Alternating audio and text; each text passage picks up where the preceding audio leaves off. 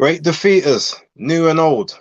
Welcome back to another very, very special episode of The Breakdown with your hosts, BaseDaKID, Tony, the Pugilist Boy. We are the children of the game. Tony, how you doing, man? Yeah, I'm good, my pal. I am good. Another fantastic weekend of boxing. I mean, bro, how many weeks have we just continued to say another fantastic weekend of boxing? It just like, Let's not say that like we're hoping it's gonna run out because sometimes boxing can give us some dead wood. So let's keep these good weeks rolling. We want this week we after week got, content to create. It's great. yeah. So We let's got a lot. talk. Yeah. So Let's yeah, see talk who's to the in. chat.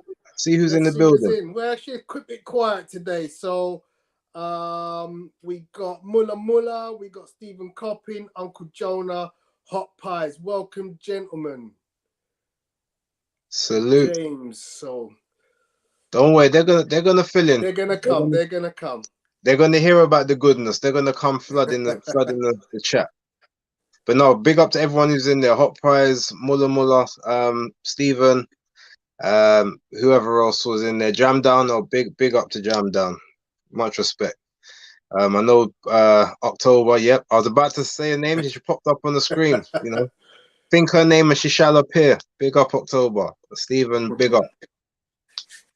So yeah, we got a pack. We got a heavy schedule to go through. So Thomas done as well. Indeed. Bless up. Let's get into it. Let's crack on. So guys, yeah, we have had one heavy weekend of boxing. I mean, we've had heavier weekends, but this particular card was a fabulous card. Top to bottom, I was impressed by every fight on this show. So let's get cracking straight into the first one, which was the... in fact, before I do that, let me just give a big shout out to Ash, because Ash always jumps on nice and early with the super chat. And So it says base. Tell Tony who the question. GOAT is, please. So I'll be said unequivocally that Katie Taylor is the GOAT of the women's boxing game. There's no debating about it. She's done it at a higher level, more consistently in the pros. So yeah, but we can talk about that a little later. Let's talk about the fight first. Now I'm gonna let you lead off on this one, and then I'm gonna come in and do my speciality bit afterwards. What was your take? Okay, so I thought this was a very interesting fight. I was favoring Serrano before the fight start. That was my pick. My pick was Serrano.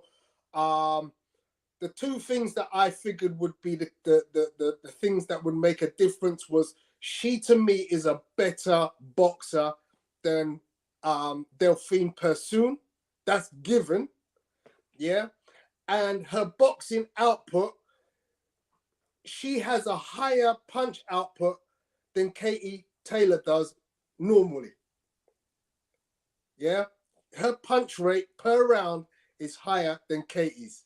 That was a fact before this fight.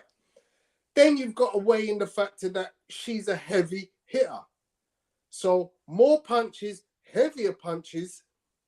That's what made me think, yes, and a better boxer than a fighter who we've seen beat Katie and give Katie problems, So to me, Serrano was going to win. But when this fight actually went ahead, a lot of people are looking at the in-between punches. And this is one of those deceptive fights where, to me, I'm looking at the heavy shots and thinking to myself, well, yeah, Serrano is still landing her share of heavy punches. And although Katie is flurrying with those flurries that she does, I'm looking at the heavy shot and thinking, well, the Fiend is touching her with shots all the while. And I'm looking at certain rounds and looking at the way she's regularly touching Katie. And to me, up until round 6, Amanda is in control of this fight. To me, in control. Yeah? Because she has the defining round 5. She controls round 6, kind of. But then after that, you know it's the Katie show. Katie just like, you know what? I've got the buzz out of my head because she got buzzed in round 5. Round 6, she comes out. She just about holds her own. And then from round 7, 8, 9, 10, boom, that's Katie's. I'm not going to give that any second thought. But to me, some of those early rounds where people have gone, those are Katie rounds, I'm actually like, nah, to me, those aren't automatically Katie rounds. I feel that Amanda just constantly kept touching up Katie in with her jab specifically, because she has a good jab. And Katie was trying to work between that. But to me, Amanda's hitting with more concussive punches. She's finding a home for better shots. So Katie might be throwing a flurry, but I'm looking at 3 punches versus 1 defining shot.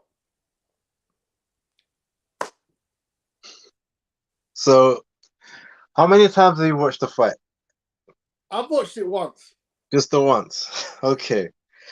Now, let me ask you a question. Do you feel that because you were predicting for Serrano to win, that was coloring your vision in terms of how you were looking at these shots landing? Because no, it's not that. It's not okay, that. you know what? I'm not gonna do the whole thing about countering your points and all of that, because that's what you saw. That's your opinion. Cool. Yeah. One thing that I will disagree with you on, or what I will say to you is, all right, you might say Amanda has a high punch output in other fights normally. That's simply because a lot of her opponents stand right in front of her. She very rarely had to go and actually go searching for someone. Like, she constantly had to find Katie Taylor. Katie made her miss a hell of a lot in both the first and the second round. Even in the third, she made her miss a lot more, but she started to hold her feet to feel like, all right, I'm gonna trade with you. Now, the difference between the two, and this is where Katie's experience as a boxer showed out in terms of instead of Amanda. When Amanda was coming in, her whole stance is very sort of a hybrid stance, as I alluded to yesterday on Monday Night Smoke. So when her feet are set, her feet are never set in a classic boxer style. So they're always in a slightly awkward position. So if she can't get someone to stand right in front of her, or she can't physically touch them with the jab and make sure that jab's there before she unloads another shot, she has to always step in behind the shots. Now, that little tight piece of hesitation in terms of her doing that is what Katie was using to get out of the way of all of those shots in those first few rounds. Now, we also say that Serrano was landing the more concussive and telling shots. Now, yes, round 4 and round 5, that's definitely the case, right? And even to a bit of round 6. However, the only difference between the two is actually that Amanda just seemed to have a better poker face than Katie did. Like, Katie, when she gets hit, because of her experience of being hit, she knows she reacts a certain way and adjusts to the fact that she's just been hit by a heavy shot. Amanda isn't used to getting hit by heavy shots the same way, so her whole thing is to fake them, to act as if they don't do anything and come forward. But you could tell that a lot of Katie's shots were also having an effect on her. Hence why when that 5th round came in and that flurry came in, the one thing she was almost begging to happen would be the ref to jump in and stop the fight, because she unloaded, as you said, she threw more punches in that round than she's thrown in any other round in any other fight.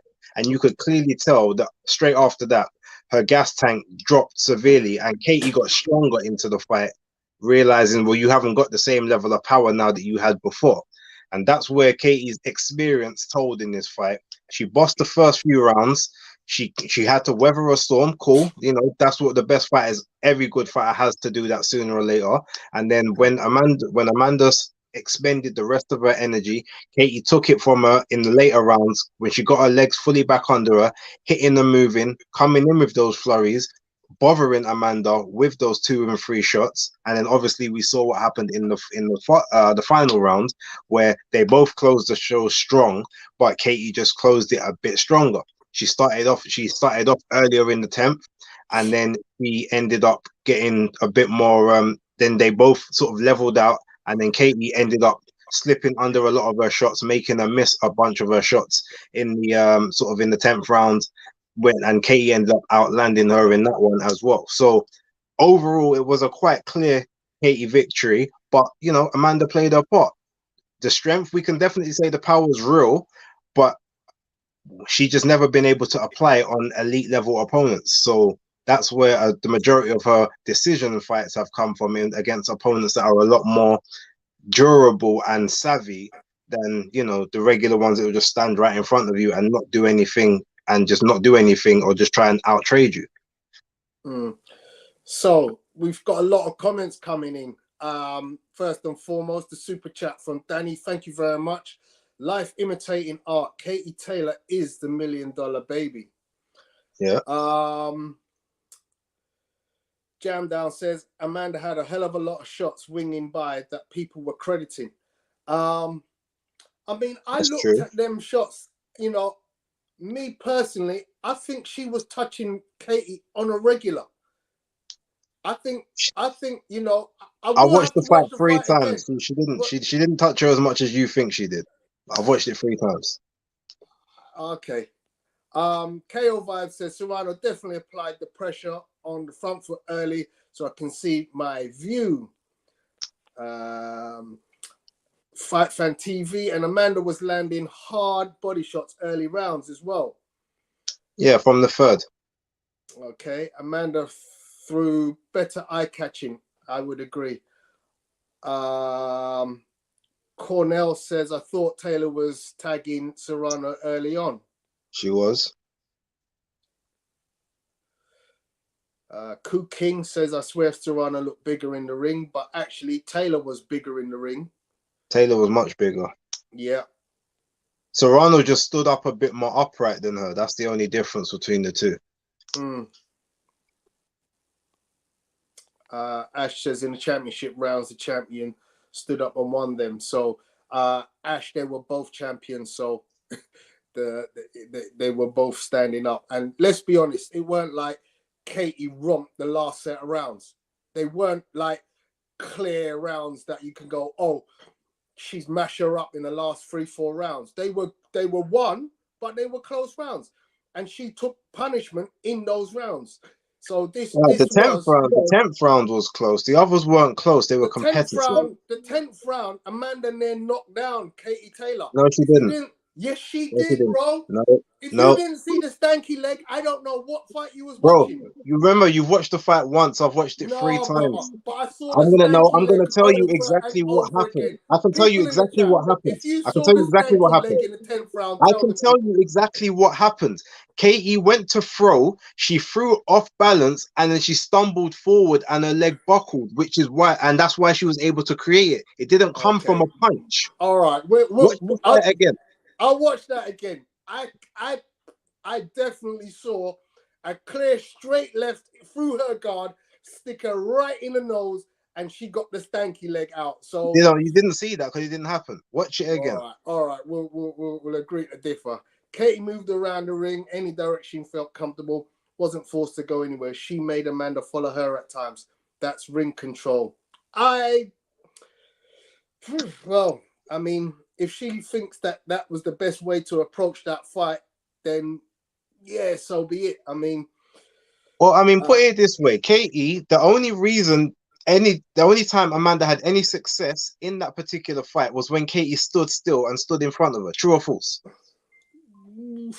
Anytime that she moved, anytime she did any movement, Amanda was in thin air. If you're gonna hit a person, the person always has to be in front of you. that's a given. Yeah, but in front of you, standing still. Punches to the side. Your fighter, you have to position yourself so your opponent is directly in front of you. That's what footwork is about. And I'll give you, Katie has better footwork because of Amanda's background in the other disciplines outside of boxing. But I'm not going to say Amanda has poor footwork because she can't get in and out. She did.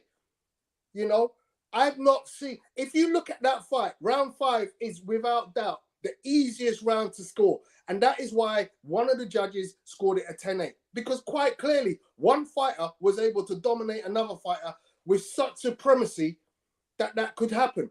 Now, Katie's rounds, she won, but I don't see her win a round like that.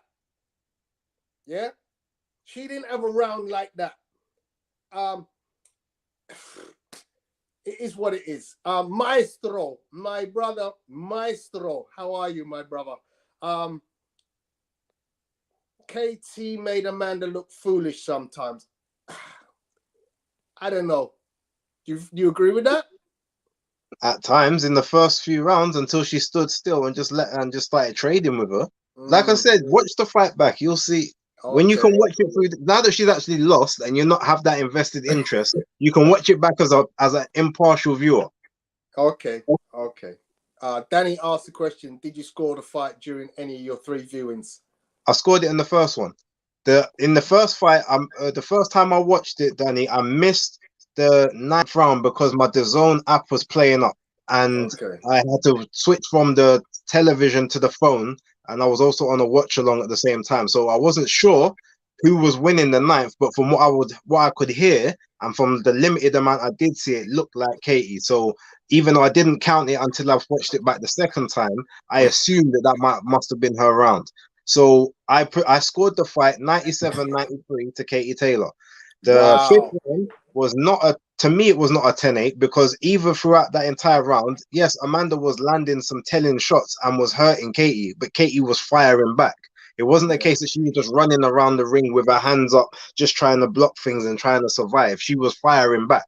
You don't get a 10-8 if the opponent is still firing back on you unless you drop them, as far as I'm concerned. See, Ashley said she lost her balance about the knee. Yeah. So let's see what else have people got to say. Okay, Fight Fan says, I saw the leg go. May have been a bit of balance, but shots were landing from both. So had Katie gone down, ref would have counted it. Again, Wolf Frank says you're spot on. Bruce Kai says you're spot on. Taylor has great feet. Hot Pie says I don't think Amanda has bad footwork. No one said she's got bad footwork. She just takes too long to get into a position if the person has to make her travel towards them. That's the only, if you watch any of her fights, it's the same thing. Okay. Or if they push her back, the power isn't the same on the back foot as it is on the front. But she's off a the very canvas. good What's fighter. up, brother? Hope you're well. Eid Mubarak, my brother. Evening, gents. It was an extremely close fight, but the overarching skill from both fighters was remarkable. 9th was definitely Taylor. I had it 96-94 Taylor, but if it went the other way, I wouldn't complain. Steve once did an interview with the ref. The ref said body shots trapped Katie on the ropes in the 5th initially, so she had to trade. And when she went to go and throw also in that round, she ended up getting caught in the ropes as well, which unsettled her. She had to get out of the ropes quickly because her left arm got caught in the ropes. Okay. MC Tasty said it was a great fight. The 5th is probably the best round in women's boxing history. I mean, the fact that we've got so much commentary on a women's fight, and I don't think we've had a fight with this amount of commentary from the defeaters, I think tells you how great a fight this was. And the fact that I think it's a close fight in some respects is also very a good fact that, you know, look, these two guys, you know, I think there's not one person who would say, I don't want to see a rematch. And just to back that up, KO Vibe, Boxing Vibe comes in and says the rematch will be better than the first one. So, you know, look, there won't be an initial rematch. I'll tell everyone that from now. We've clearly got slightly different views on the fight. I wouldn't complain that Katie won the fight. It was a close fight for me. I don't know. I wouldn't put it. What did you have it? 97-93? 7 rounds to 3. I probably would have gone 96, 94, but you know, I wouldn't have complained had it been a split draw, you know. But yeah, it was a great fight. I enjoyed every minute of it. As I said, I look forward to a rematch. What's your thoughts? I mean, you know, do My you see thoughts is rematch that next? Amanda's not doing that rematch anytime soon. I reckon she's going to go back down to featherweight to try and become undisputed down there to gain even more bargaining power in any potential rematch that may happen. Probably would happen towards the end of 2023, maybe start of 2024. Katie be much older, probably would have lost some of the speed, a bit more punch resistance would have gone. Amanda's punch power will still be there, whether her speed is or not would be irrelevant. And I would actually pick Amanda to win the rematch if it happens in that timeline. But Okay. that's a couple years from now. But she was never gonna win this one because she's never been at that level before. But now she has, so she knows what to work on. Exactly. She has everything that she needs to win that fight, in my opinion. She just needed to step on the gas a bit more in certain rounds. She now knows the level, so I could see her winning the rematch. Question for you there, Base. Had this been 3 minutes per round, who would have won? Depends, because I reckon if this fight ended up being a 3 minute round fight, Katie would have probably moved a lot more, and Amanda throwing as heavy shots as she throws would have got tired a lot quicker. So I reckon Katie still would have won on points, but she wouldn't have taken as many chances because she knows there's a lot more of a round to survive or to get through, and she would have managed the energy reserves. And Amanda definitely wouldn't have been throwing as much. So in my opinion, I think Katie still would have won, but it just would have been a lot worse of a fight. Okay, cool. So we've done that one. Let's go on to the next fight for the night, which was again, and you know, another great fight. This shouldn't have been as good a fight as it ended up being for me, because to me it was a slightly fading Liam Smith versus a definitely faded Jessie Vargas. My prediction for this fight was for Liam Smith to finish Jessie Vargas, and lo and behold, that's what happened.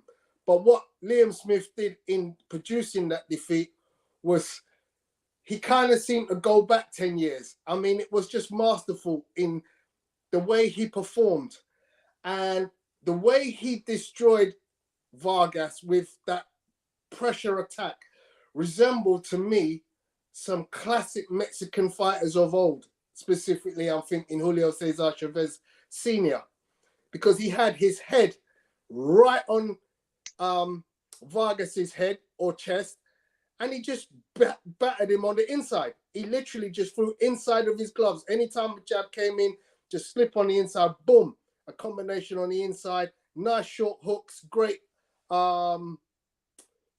great uppercuts, and he just destroyed the man from inside out. It was a great performance by Liam Smith. What's your thoughts?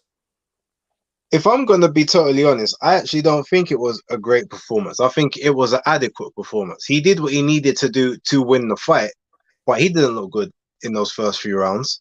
Obviously, the naturally smaller guys coming up, obviously not having to cut the weight, felt a bit rejuvenated, but you could see that there was no definition in his upper body, meaning that putting that extra weight on hadn't been developed into pure muscle or into an actual,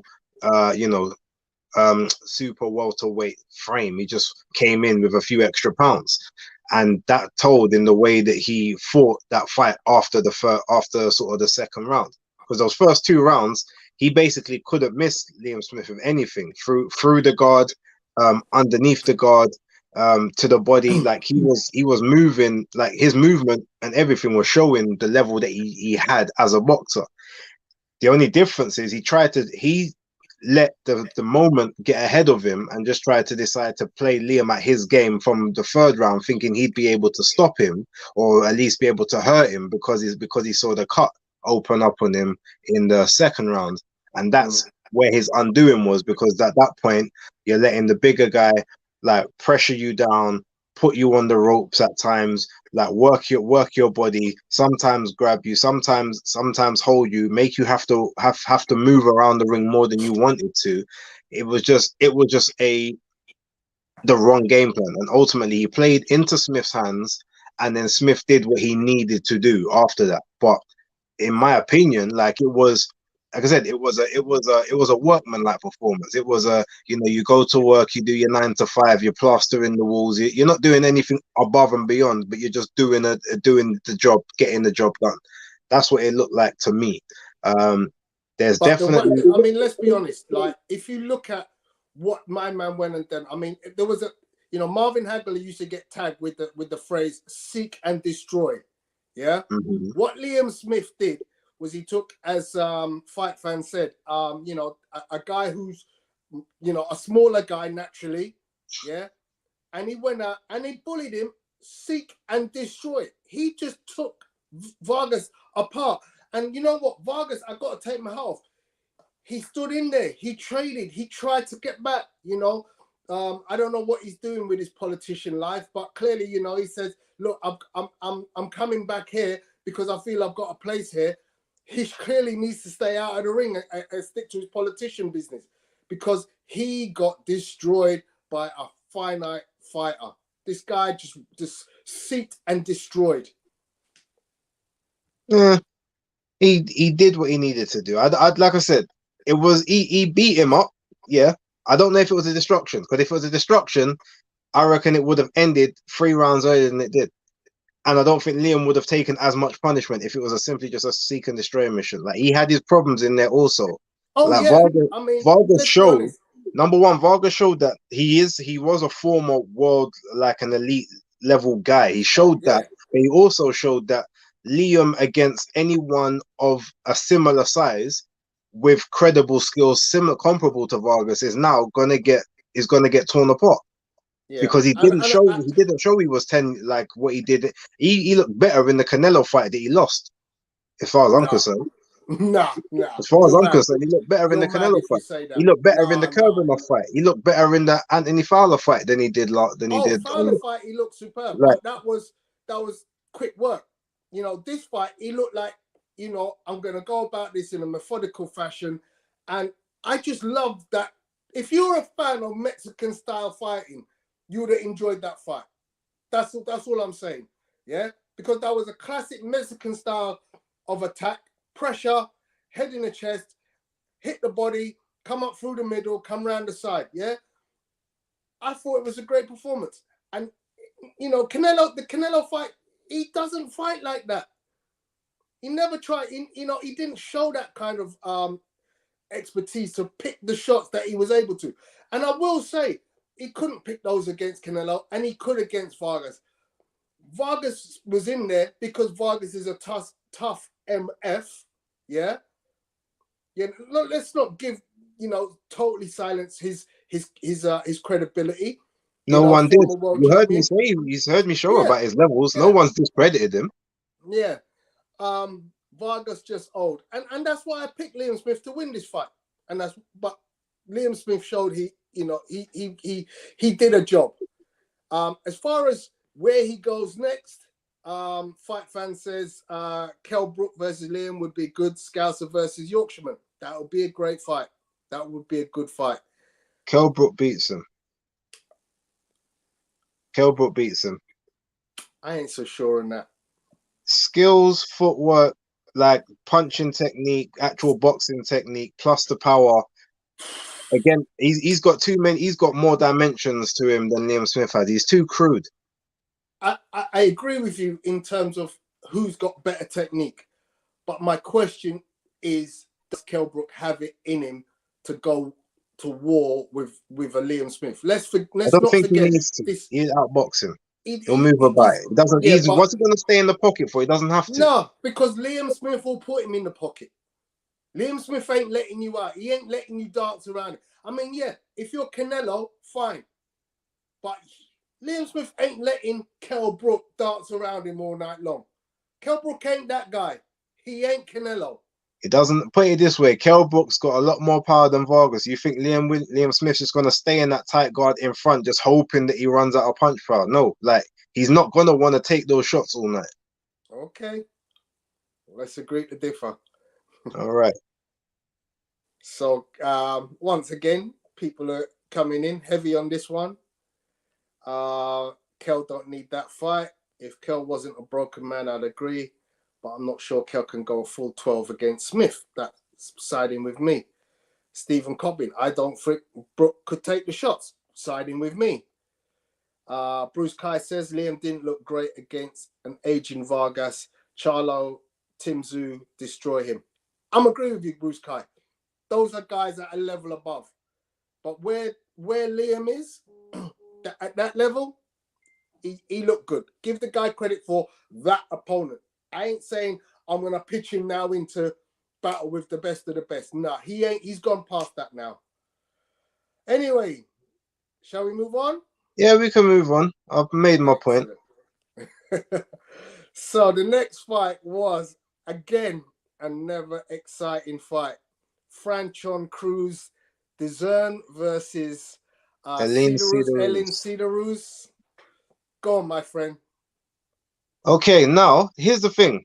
See, we was talking about the main event and how great that one was. If you actually check it, there are argument could be made as to this actually being the better of the two women's fights. The only difference is because it wasn't the highlighted one, people aren't looking at it in that way.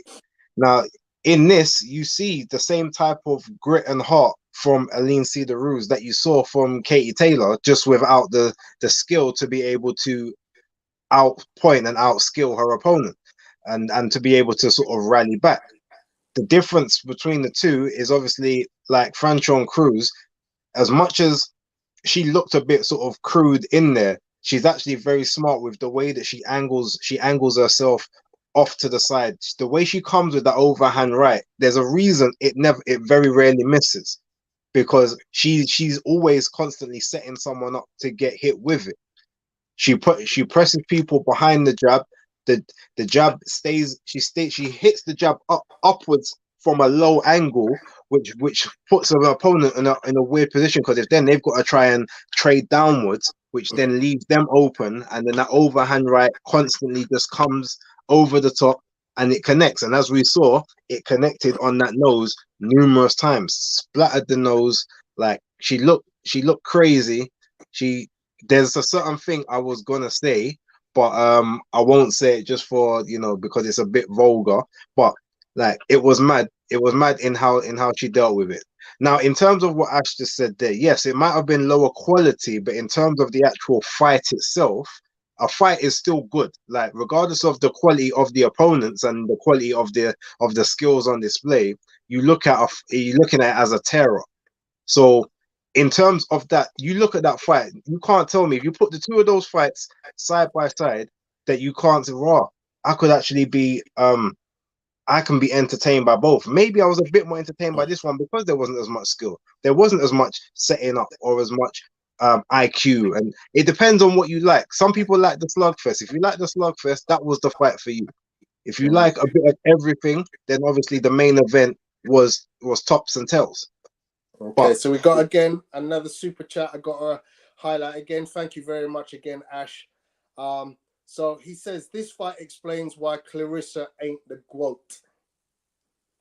I'm not really sure. I'm not sure where he's going with that comment, but if he wants to put not a super chat, just put a comment and explain that one, Ash. I'm not sure what you mean by that. Please do, Ash. But please do, I Ash. mean, between the two of them, we also got to remember, unless he's saying this is the level of opponents that happen in the higher weights, and they're not as skilled, which is why Clarissa can't say that unless that might be what he means.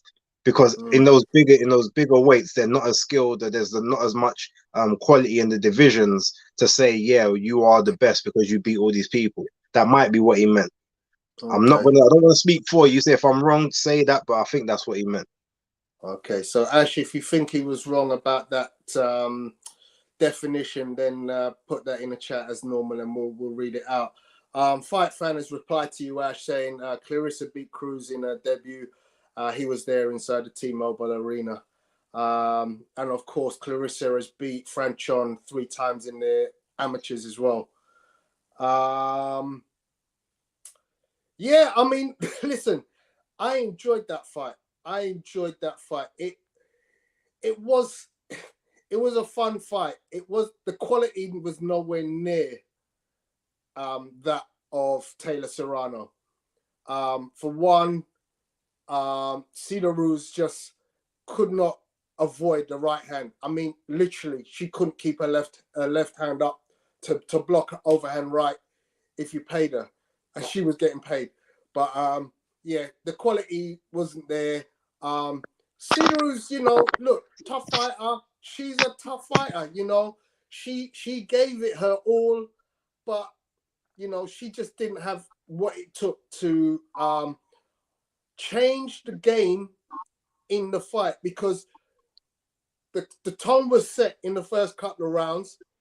And for me, if Cederroos had changed something about the way she was going about her attacks and defending, she could have equalized and bettered Cruz Dezern, but she didn't. There was no changing of her fight plan. I don't think she could have, because the one thing about that, right? Unless you're an A level, you're both A level, one as a pure boxer or boxer puncher, as a pressure fighter. You've got to look at one thing that Franchon did was she made sure that there was nothing, there was never going to be no chess match between the two. It was never going to be a straight. It's all about the 1-2. And she made it a dog fight because she knew that's the fight that the other girl can't handle. Yeah. And as clearly by that picture, it tells you that, like, she might be able to handle the jousting because she's got that very upright European style, no bending the legs whatsoever. Whereas Franchon was changing levels on her all night. And her jab was beating Elin Cederroos' jab, because she had the naturally longer reach as well, being the shorter girl. So she was able to get to her head even from a lower angle that Elin wasn't able to to predict when she was trying to hit her range. So the only thing I did say about that fight is I knew it would go to the distance, just because as much as Franchon always hits that overhand right, she always connects with it. She just doesn't have she doesn't have the power behind it, or she's always sort of throwing it above. She never really gets to put a full spring into it, and maybe she doesn't like connect with it properly, like knuckles. It might be a bit more everything else, if that makes sense. But ultimately, that to me was a great fight. That set the tone for the main 3 of the card, and I was highly entertained by that, and I just knew from then on that I just felt the night was going to be good. Yeah. So let's move on to the next one, because we still got quite a few to go. Yeah, we got loads. So the next one was very quickly Ammo Williams. I got some ringside footage for this one.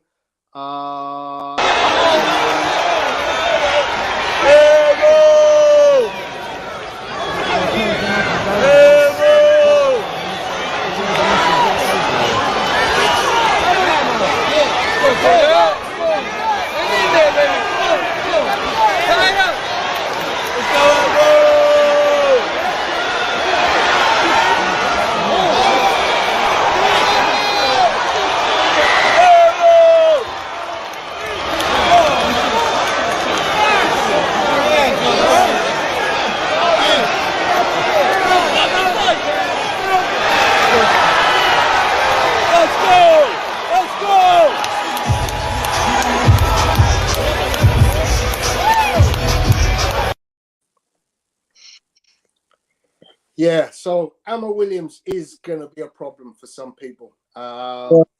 He's, as I like to say, marinating nicely. Oh, look, there's not a lot to say about it, to be honest. It was a 1-round demolition. I actually didn't think he would.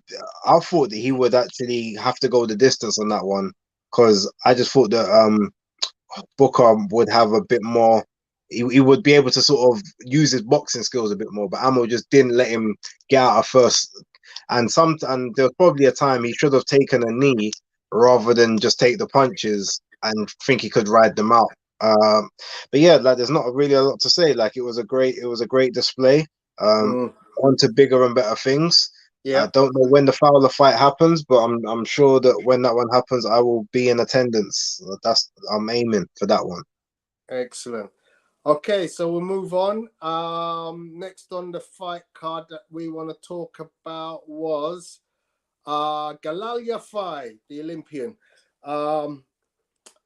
So just talking about this fight, Galal once again dominated a fighter as he did in his debut fight. He seems to have an issue with the way he separates himself from fighters, where he's constantly pushing. And in all honesty, the amount he pushed, he's lucky he didn't get deducted points. The referee did mention it several times, but he did continue to do so. And it looks like a very poor habit because he has he easily has sufficient skills to not have to use that technique to find space against this fighter. Loved his footwork, loved the fluidity of his punching. He's got a great array of punching. You know, it was great to watch him in action. And, look, not much more I can say about that, apart from, hopefully I look forward to seeing improving in his next fight. The one thing I must say, though, maybe he needs a pro trainer. Maybe he needs to walk away from Rob McCracken. Okay. I mean, that's maybe a topic for another night. I wasn't expecting that one. Maybe. All right. The only thing I feel that yeah, it was a good performance, but I felt like he was, said there, was open. He was open to getting countered all night. His defense needs a lot of work. Yeah, I feel like he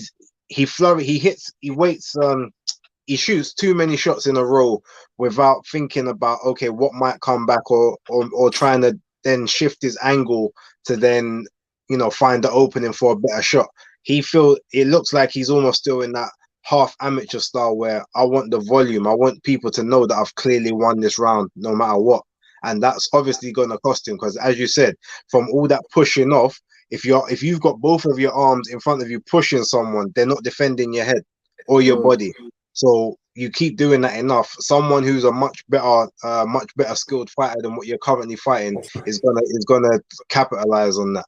And it's not gonna be pretty for you if you've got absolutely no way to defend that, especially with all the kind of movement that you're doing. It was, like I said, it was a really good fight, but he was getting countered in between his shots as well. So as they say, timing beats speed a lot of the time. So if he gets timed by someone much better than who he's fighting, it could be a problem. So it was a good performance, very good performance, but those habits need to get corrected. And I know October just said that it's his second pro fight, give him time to develop. Unfortunately, he's fighting 10 rounders. There's not a lot of time to develop right now.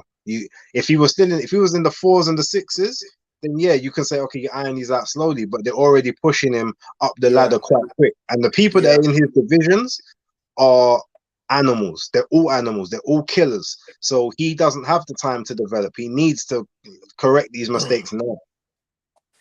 So I have to address Fight Fan TV asking me the question. What am I saying about Robert as a pro trainer? Has he trained Carl Froch and Howard Eastman? Well, I mean, are those great examples of a great trainer? Is he stable of fighters that incredibly good that we can turn around and say, yeah, he's a great pro trainer? Let's not mince our words. Rob McCracken is a great amateur trainer. Yeah, he's a great amateur trainer, because you look at what he's done with Team GB and you have to take your hat off. Gold medals galore, both at world and European and literally all levels, world, Olympics, you name it. Yeah, he knows what he's doing in that game.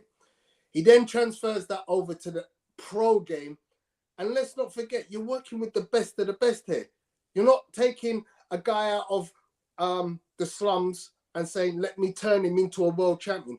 You're like literally picking the very best of the best out of the amateur game and saying, okay, let me assist you in the pro game. and make some money, which I'm not making in the amateur game. Yeah. I look at the names you mentioned, and I'm not convinced that Rob McCracken has got a pedigree that tells me, well, yeah, he's a great pro trainer. Opinion, Base? That's between you two. It ain't got nothing to do with me. Nothing to do with me. I want to move on because we're running out of time. We've got a lot more to get through. Okay. So we'll have that conversation down another time. He's gone into deep with 10 rounders, but let's see what the next couple of fights hold. Listen, he's working on Lomachenko time, because don't forget Lomachenko fought for world title in his second fight. So, you know, the guy's being fast-tracked at that rate. Yeah. The opponent learns a fight and not the rounds. It's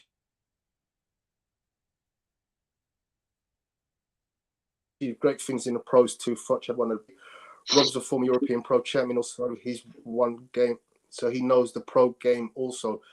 Lots of fighters have turned from being pro fighters to trainers and are crap. Yeah, most of the greatest pro trainers weren't great boxers, so that makes no sense, Danny. I'm gonna let you talk to the audience. He knows what he's doing. Leave Rob out of this. We'll have this another time. Great. Okay, so let's move on. Yeah, let's sort of amalgamate these next few. Okay, let's go to, where did we go next? Was Matty. Rashad Matty. Leave out Matty. Skye Nicolson. Right. Now Skye's improving. I'll talk about this one. So basically, you can see from a very first fight, very amateur, in and out, like on the balls of her feet, pure boxer, like hit, not get hit, move around, angles, find the clean shots, and just stay away and use the advantage of her extremely long arms in comparison to her opponents. Second fight, she decided not to move as much. She tried to sit down on shots a bit more, was still obviously very elusive, and tried to make sure that she remained out of the pocket, but she quite quickly transitioned from a pure boxer to now a boxer puncher in style, because in this third fight, she had her feet planted. She very rarely was moving in and out. Everything was literally about the upper body movement as opposed to the legs. And ultimately, I said if she had just stepped on the gas from like round 5, just up the levels a little bit, round 5, round 6, she would have got the girl out of there. Lo and behold, end of round 6, hits her with a peach of her left hand, which she telegraphed it, but she was so good at doing it, the girl couldn't read the telegraph, but she swung it all the way from the back of the ring to the front. And that's how she ended up knocking her down. It wasn't a heavy one because she got back up and was fine, but you could tell that she had been hurt by several punches before that. So had there been another 30 seconds in that round, Skye was ready to do some damage. She's definitely getting the power. She's sitting on the shots. She's improving fight by fight, and I'm definitely looking forward to seeing her next conquest. And the fact that she's had 3 fights in the last 60 days, that's the kind of schedule these amateurs turn in pros, like the early. That's what it's supposed to be in. This is the kind of schedule you're supposed to have to hone and season your craft and keep your momentum and work on things day in, day out. And they're 2-minute rounds, so you know that's manageable. You know, she's not getting pressure fights. She's not having like wars. She's boxing nicely. That was a very impressive fight from Skye Nicolson. Okay, let's move on across the water to the unification. Valdez versus Stevenson. Pretty much had this one nailed on, that the skills of Shakur Stevenson would be just too much for Oscar Valdez, and lo and behold, yes, he went on to win an extra strap and the ring belt. Yeah, I mean, you know, look, I've heard comparisons in the last 48 hours between him and Floyd Mayweather. Clearly, people were talking about Money Mayweather, not Pretty Boy Floyd, because Pretty Boy was clearly a much more destructive and hard-hitting fighter, whereas Money May was all about the movement. And let's be honest, even although this was the most punches that Shakur Stevens had received in any of his fights to date in the professional ranks, he still didn't receive a great deal of punches. The guy is a defensive master. He looks great. What say you, my friend? I mean, I'll pretty much side with you. I'm gonna leave the whole Floyd Mayweather comparisons alone at this time, but he controlled the entire he literally controlled the entire fight from the start to the end. I mean, yeah, he gave up a couple rounds probably just to kind of see what Oscar could do, to see if there was anything else he could implement. It was clinical. Like I said, I didn't like the showboating the way he done at the end. I don't think he's of a level yet where he can get away with that and not turn people off of like him as a fighter. With Floyd only started doing that in the later years when the intrigue was who can beat him, can someone beat him? In a fight like this where most people felt that Shakur was the overriding winner, it just didn't really set up things the same way. So yeah, I'll put it basically and just say it was what he needed to do. Like, he set up everything pretty well behind the fast jab. The feet were too quick. The body attack was quick, but he again could have stepped on the gas because he got him down in the 6th round. Okay, he wasn't super hurt at that point, but you could tell that all you've got to do is step on the gas to a point where he now doesn't really know, okay, what else can I do? Either his corner's going to pull him out of there or the ref's going to. Like, you could have literally made the night finish on a much easier or much quicker trajectory than you did, but he didn't take much damage. So, you know, at the age of 24, like, he's a generational talent, as they say, and you know, it's about where he goes from here. I don't think he's going to stick around, because I just saw Bob Arum basically say, well, who the hell are these other two guys? I can't sell those fights. So he's definitely not going to be going for undisputed at 130. He'll probably move up by the, you know, sort of the summertime, if what Bob Arum said is correct. But who knows? So who are these other two guys? There you go. Those are the other two guys. And if anybody knows anything about these two guys, it ain't worth talking about, because Bob Arum was right. These two guys, Shakur Stevenson could fight both those guys on the same night, win, and he would have a half-empty arena, because those two guys just. Actually, no. There's a way that he can actually get a big payday out of that. Fight Kenichi Ogawa in Japan. Okay. Because he's got a following in Japan.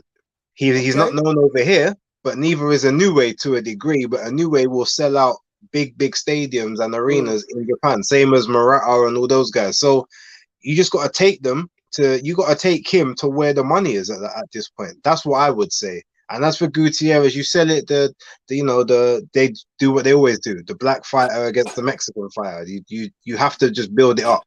But I don't think Bob's got the stomach to do that. So realistically, yeah, I don't really see that that's gonna happen. And actually, I do know that Codina Ogawa got confirmed. I'm just saying, as a precursor, that's the only way to really make it happen. But if Joe Cordina could win, then you bring him over here and fight Joe Cordina in Wales. That to me makes sense. But yeah, we can I mean, we can really move on from there if you want. Okay, very quickly, comment on this one. Did you see that comment from Oscar? Canelo Mayweather. I didn't see it. He's basically alluding to the fact that the fight resembled the Canelo fight against Mayweather, with the total dominance of the black American fighter against the up-and-coming rising Mexican. Only in this case, also, there was some afters, wasn't there, from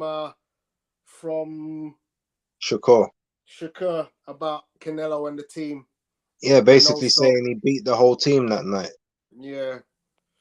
But again, that's not stuff that we can really get into here. So yeah. Okay, so moving on. Keyshawn Davis. he has been.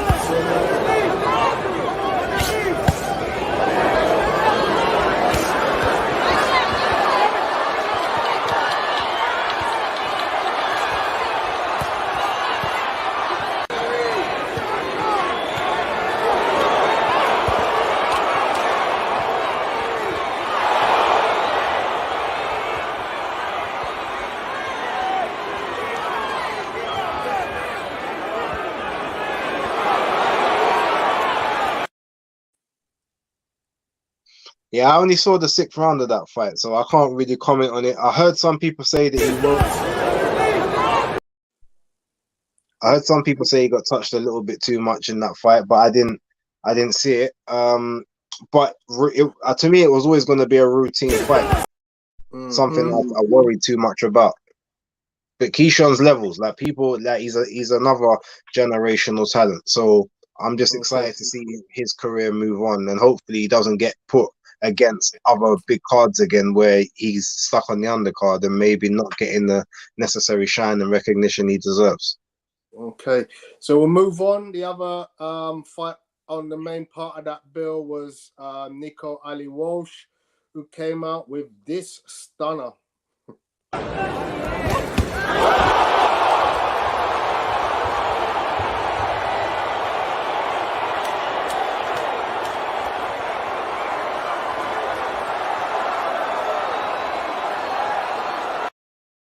You're talking, but the mic's muted.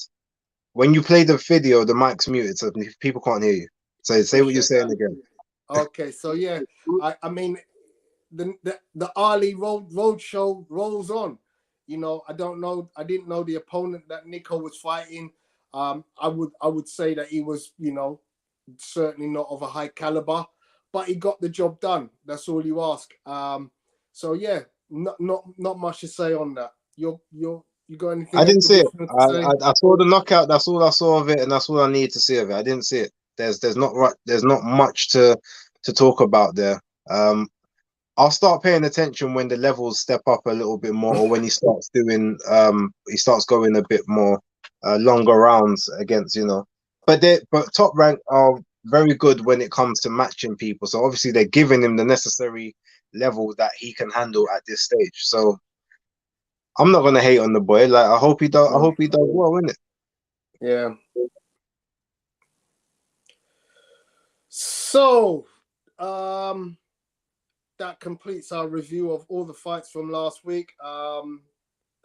Obbs mentions Abdullah Mason. I didn't watch that fight. So yeah, that was on the undercard. Yeah, that was on there was a couple others section. on there, like Terrell. What's his name? Terrell Lewis or some. He's another one that's a pretty decent amateur, but yeah. So, I don't know about whether his change of trainers helps him, because I don't see any improvement. I mean, you know, if you're beating up bums, you don't get a chance to see, you know, what has changed. But you know, while he's doing what he's doing, let him enjoy his ride. So we move on. To this week. This week's action. Obviously, that poster is now out of date because in the last 48 hours, Filip Hrgović has had to pull out because his father's died. So they are currently looking for an opponent for Zhilei Zhang. So the main event, Canelo Bivol, and the card of Love Valenzuela. Montana Love is a guy that I like watching fight. So I'm looking forward to that fight, Valenzuela. The interesting thing about this card, Base, I don't know if you noticed this, right? This card on one side has all fighters who have not lost a fight against fighters who have lost 0 to 4 fights. The fight records of the fighters, just get this right. So the fight record of the fighters on the left side is 108-0. The fighters on the right is 146-10.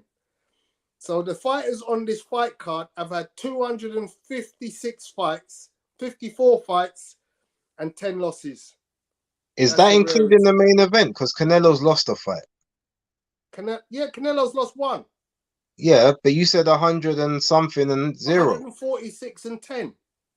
No, that's the right hand. Well, The Canelo's right-hand supposed to side. be on the left No hand one on side. the left-hand side has won. Okay, Canelo's supposed to be on the left hand side. He's the ace. He's the ace. The A side. Why is he on the left? And why is he on the right? Because he's lost the fight. And let's be Okay. honest. Hang on. He's the A side only because he's the money. But let's be honest. Who's walking into the ring second? The champion. Canelo. No, the champion. Well, we don't know who's walking in second yet. The fight hasn't happened. Okay, but we know that all things being equal, the champion will come in second, and the champion is Dimitri Bivol. Yeah?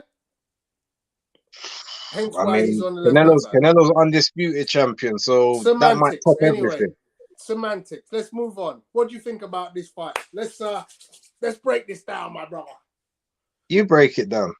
Okay. So, Bivol, good fighter, good technical boxer, excellent amateur pedigree, has a good jab, but he ain't that difficult to hit. Craig Richards proved it. He ain't that difficult to hit.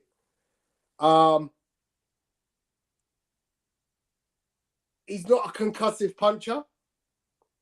So my question is, how does he stop the onslaught, the assault from Canelo? Canelo, you know what he's gonna do. He wants to walk you down. He wants to come in. He wants to attack the body. Tough gig for my guy. It's a tough gig, as MC Tasty says. Bivol is difficult to hit, but we know Canelo is elite at closing down fighters. Me personally, I don't see Canelo having a huge problem with this guy.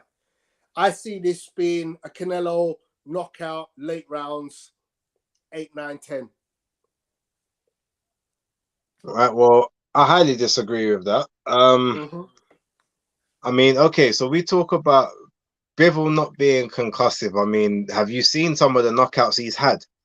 Like, the only reason, here's the thing, with Bivol, right?